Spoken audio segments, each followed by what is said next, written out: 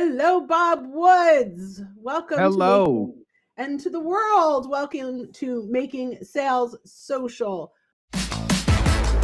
Welcome to Making Sales Social Live, as we share LinkedIn and social selling training, strategies, and tips that will have an immediate impact on your business. Join Bill McCormick, Bryn Tillman, and me, Bob Woods, every week. Making Sales Social Live. We are at the beginning of 2022 still, right? We're still in January. And, we're talking about all of the things that we need to do to prepare to make 2022 the best year ever yet. And one of them is refreshing our LinkedIn profile, because a lot of us haven't looked at it in a while. Talk about why having a static profile might be a problem. Yeah, so I mean, you always want to be up to date with the message that you're bringing to the people who are visiting your profile. And a lot of that has to do with not only what's in your banner, picture, covered story, and all the sections that we're going to be talking about. You just want to be current so that people know that you're, for lack of a better phrase, just still around, essentially. I mean, because there are a lot of times I go into people's profiles and I have to look at it and wonder, when is the last time they've actually been on LinkedIn? So to have that profile refresh and really fresh and ready to go, it's almost like a produce section. I mean, they're always bringing out new stock, so everything looks good and looks scrumptious to eat and stuff like that. I think it's the same type of thing here, except for your LinkedIn profile. So that goes beyond the banner, your picture, your cover story. Yeah, let's talk about each of those. So Yeah. Let's start with the banner, right? Your LinkedIn banner. I look at this like a billboard. This is your digital real estate, where you can update this with events that are coming up. We have occasionally this podcast we want the world to know about, so that's our banner. But if we have a launch of a new product, that becomes the image. It's a digital billboard. And I think it's really important that we update this based on what message we're trying to convey to our audience. Yeah, so I mean, I think it's really important for people to think of the banner as swappable, for lack of a better That's a term. good So I term, mean, yeah. so you can have like one standard one that if you're not promoting something or whatever, you can have that up there as a standard. But if you have something coming up, get the information about that in there, especially because besides your photo, that's literally the very first thing that people see when they land on your profile. And being in real estate myself, once upon a time, I know that wasted real estate is bad real estate. So use that real estate to your total and complete advantage, what we would call highest and best use. If there's any real estate people out there, they will know what I'm talking about. And consistent branding. We want to make sure, yes. right, that it looks like your website, that you're using consistent fonts and colors and such. Let's go to the next one. Such an important one. We all know this. A professional picture. Take a look. If your hair is different, if you don't have as much hair as you do in your picture, if things have changed, right? I look at some of my old pictures where my hair is really short, and I'm like, you know what? That's an older picture. It's time to update. So the goal really is that we look like, right? When people show up at our profile, and in today's world where we're jumping on Zoom, you want to make sure that you really look like that photo. Exactly. Anything you want to add to that? Yeah, so I mean, that literally, I did a profile makeover today, and that subject literally came up, and it's like, you may want to do it. He looked pretty much the same, but it's like, if you have an opportunity, you may want to do it. But if I look at it, I can tell that you're the same person. That being said, there are a lot of times when I go into a Zoom call, and it's like, oh, you look different, and you really don't want to be like that. You really want to have what you look like as currently as possible as your profile. Eye contact, important. Eye contact is important. Sometimes straight on, sometimes you want to, do like a little news anchor type of thing. You can do that too. As long as it's eye contact. As long as it's eye contact, yeah. Eye contact for those of us. Yeah, this is our 24/7 networking meeting. Mhm. These folks, and I don't remember the statistics. You used to quote this a long time ago, so it probably is even more now. But it was like 10 times more likely. Do you I remember think it's that? up to like 22 times or something like that, and that's not 22%, it's 22 times more likely. That someone So will engage with you and your right, profile if you've got a picture.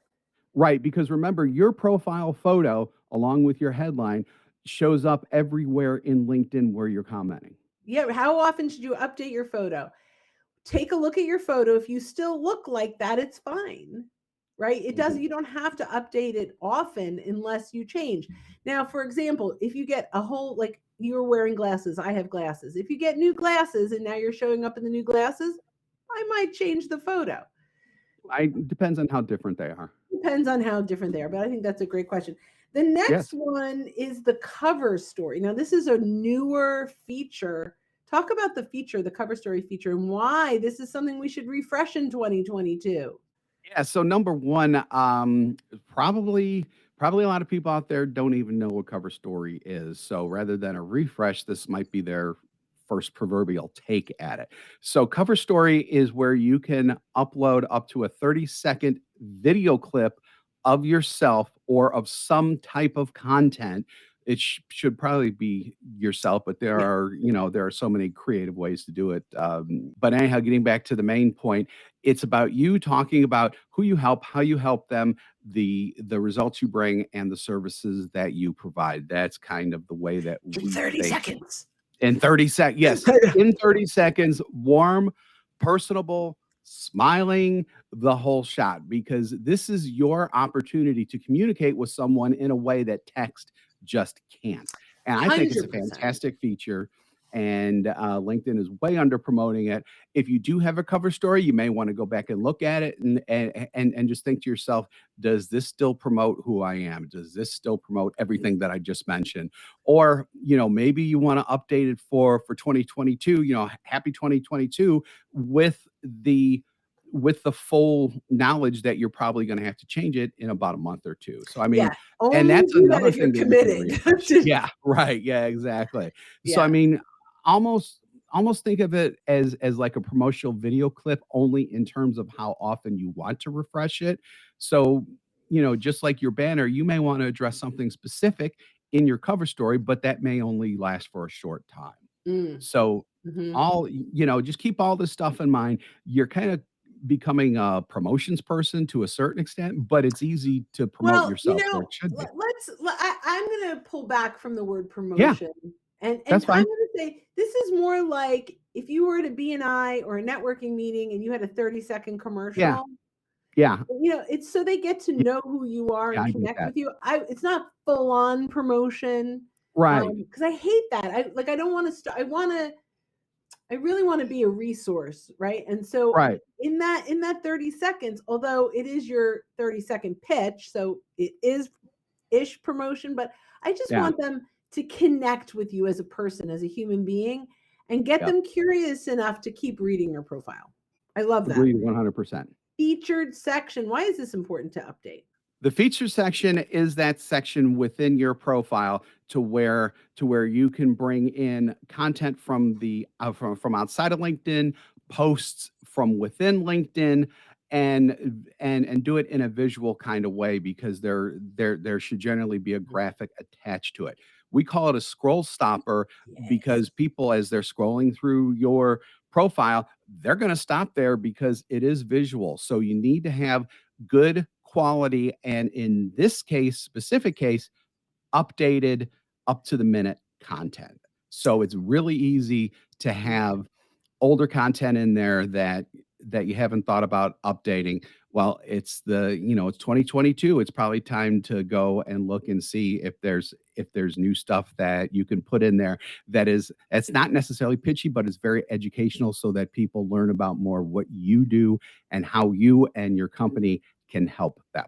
I love that. And you mentioned this, but I'm going to emphasize Mhm. you can actually connect one of your posts to the featured section. So if you Absolutely. have a post that's doing really well, you can, even if it's a poll or a blog post or a question or a quote image, you can connect that to your featured section. and your viewers will see how much engagement is there. So there's some credibility that goes to that as well. So I love Yep. that.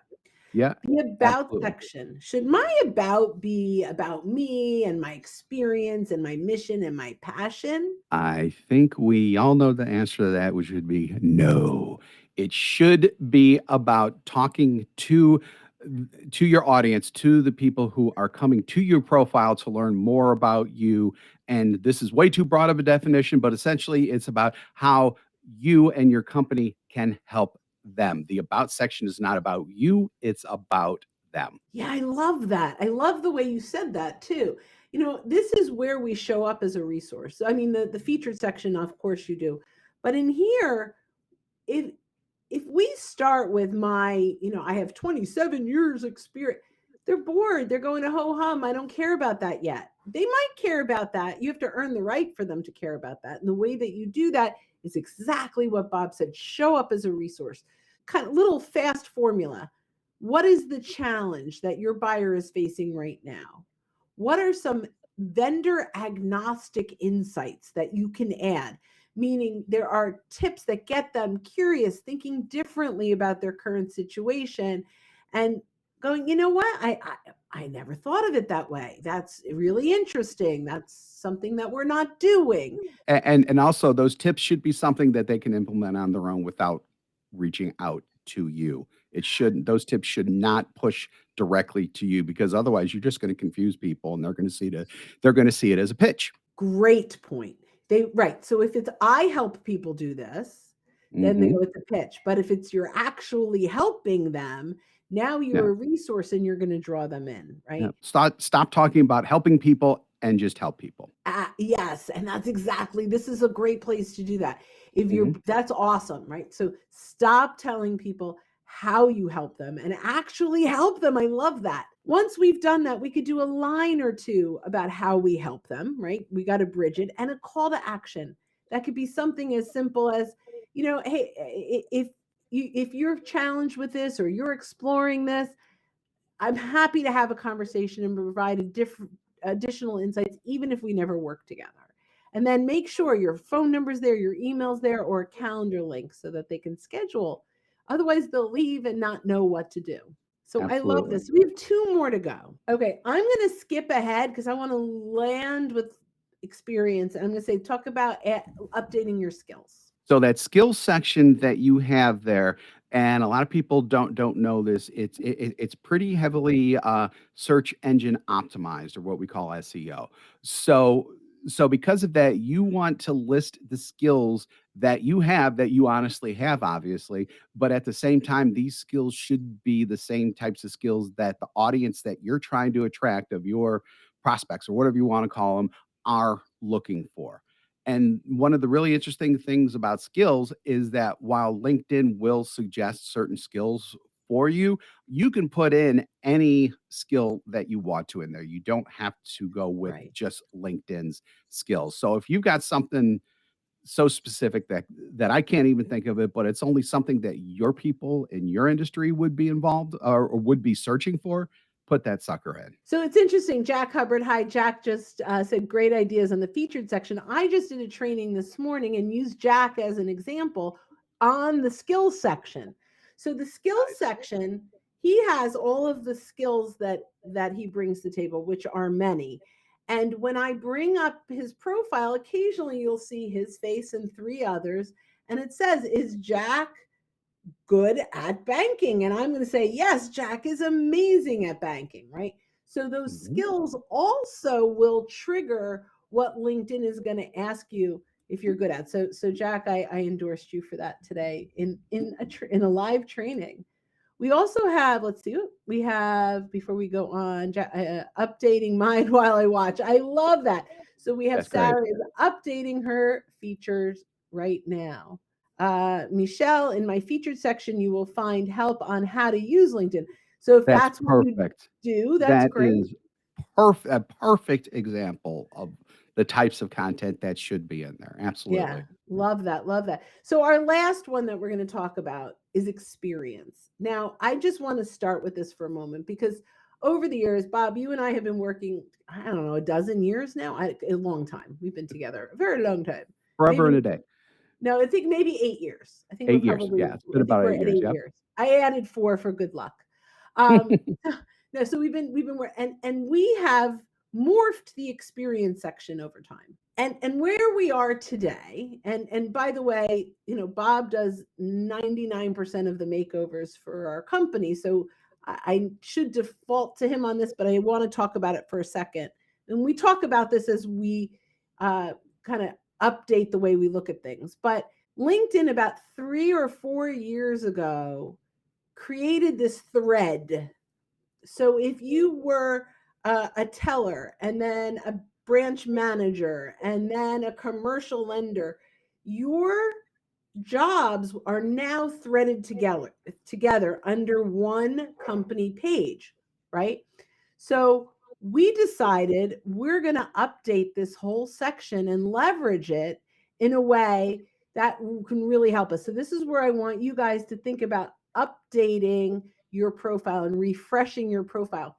So if you have, I am a LinkedIn trainer as your primary role, but you are, or you're the CEO of your company and you tell your story and you connect emotionally, instead of saying, maybe I never had another job at the company, you can still leverage those past experience features, but you can do this by highlighting solutions like keynote speaker, coach, trainer, or you can industries you serve. So for Jack, it would be, banks, credit unions, potentially, right? Because that's who he serves. So I want you guys to go out there and think about what are either the solutions I provide or the industries that I serve, and start to update your profile in a way that not only tells a better story about how you can help them, but it also helps your search engine optimization, because your title is one of the most indexed sections in LinkedIn, even from Google. So I think probably if you're still kind of wondering, I'm not sure what they're talking about. Go to Bryn Tillman's profile on LinkedIn or my Bob Woods profile on LinkedIn.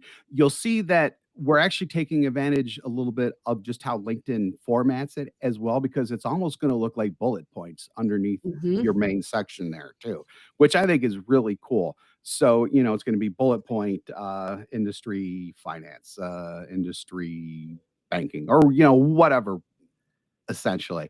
So just from a visual standpoint, all of this is going to tie together so that the people who are visiting your profile, your prospects, will look down there and know, hey, I'm one of the people that this person is speaking to. Absolutely. And Marcy asked, how do I add a job and your own business in your experience section?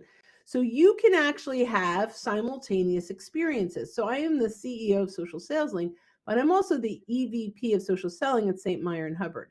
Both are listed on my profile. So I have my own business and my other role with St. Meyer and Hubbard. So take a look at my profile, Marcy, see how I have that listed, and you can certainly reach out to me if you have more questions. And actually, the same thing for you too, Cassandra, because this is definitely a more visual thing, that once you heard what we've spoken about and you actually see how it's done,